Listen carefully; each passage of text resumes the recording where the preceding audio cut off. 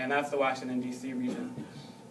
And what I wanted to do here was understand better how people make their choices and how that changes communities, basically.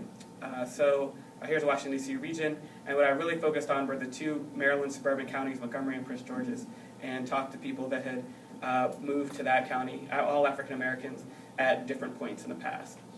So they're all current residents of those counties. And just to give you a feel, this is using 2000 census data, but the reason why this region was so interesting to me is because you've got a racial mix. This left chart is the purple are the percentage of African Americans. You can see very heavily African American, Prince George's County, this whole area. But on this income table, you can see the same area has low income areas here, below 30 and below $60,000 income inside the DC Beltway.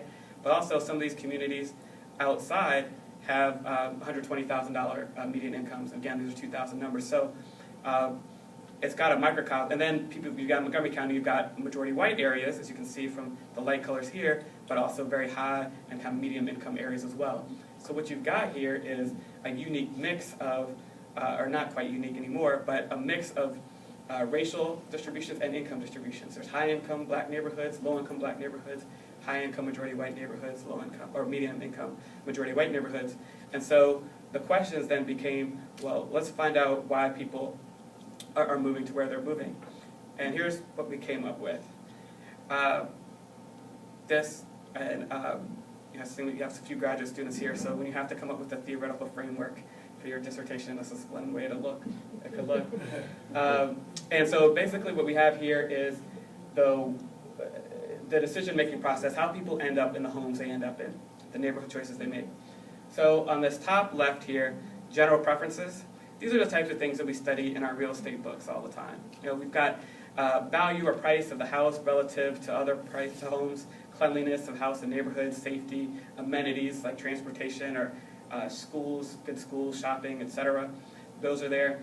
One thing that was interesting was good neighbors came up generally as well, and good depended on people's independent definitions. And a few other smaller things that popped up, but those were the major ones.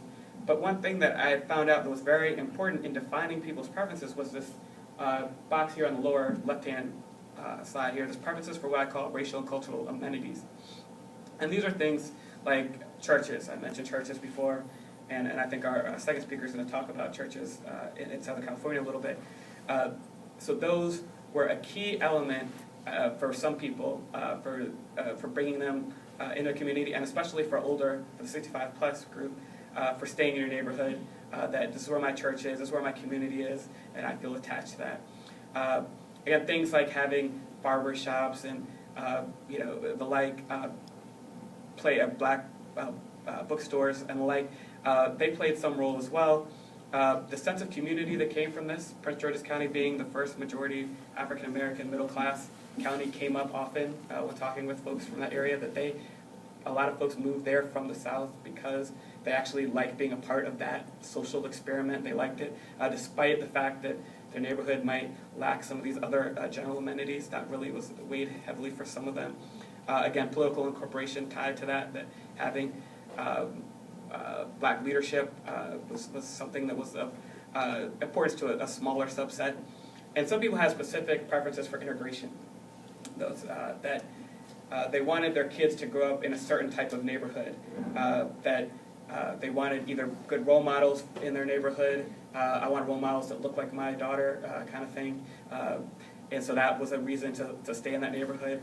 And the other part was, people say things like, I just like the idea of a mixed society. That makes sense to me, so I want to contribute to that. There's a lot that surprised me, the degree to which some people actually think about their role in kind of almost in a post-Obama kind of way, that they're trying to create that vision of America they like. They want to be there, and kind of that plays a role for them and gives them some benefit. But when you take all those things that are specific to people's kind of racial and cultural outlook, put them together with those general preferences, you get people's residential preferences. You get the whole thing. That's where I'd want to be ideally. Someplace that met as many of those things that's important to me. That's where I want to, I want to get as many of those things as I can. That's my preference. Well, then that black column there, these are mobility limiters. So these are things that can prevent me from getting to that choice. I've got those ideal things on the left. Well, these limiters are things like fear of discrimination. Some people won't move to a majority white neighborhood that has a lot of these things because they're afraid. One woman who was about 80 said that she was afraid she wouldn't be listened to in that neighborhood. It's not even necessarily some of those big things, like I have violence and crime here as the next thing, but sometimes it's just, I don't know that I'd be comfortable in that neighborhood, and that really played a large role for older adults particularly. Lack of information about what's out there. You'll see this in a lot of places, that people just don't know anything beyond their neighborhood or what's nearby. Jumping back to those focus groups we did, one of the big differences between kind of the urban and suburban and rural places were when we talked to people about their choices, again, older adults here, the people in the urban and some of the closer in suburban neighborhoods, they would know a lot more about the choices that were out there. They'd say, well, our neighborhood doesn't have the community center or the pool like this neighborhood does, or it's not as nice as this place, or what have you. But if you're out kind of in the suburbs or out in the rural areas, all you know is what you have. And again, the same way that people like the house because it's what they know, people kind of judge their communities that same way. They judge based off of what they know. So again, those choices are key.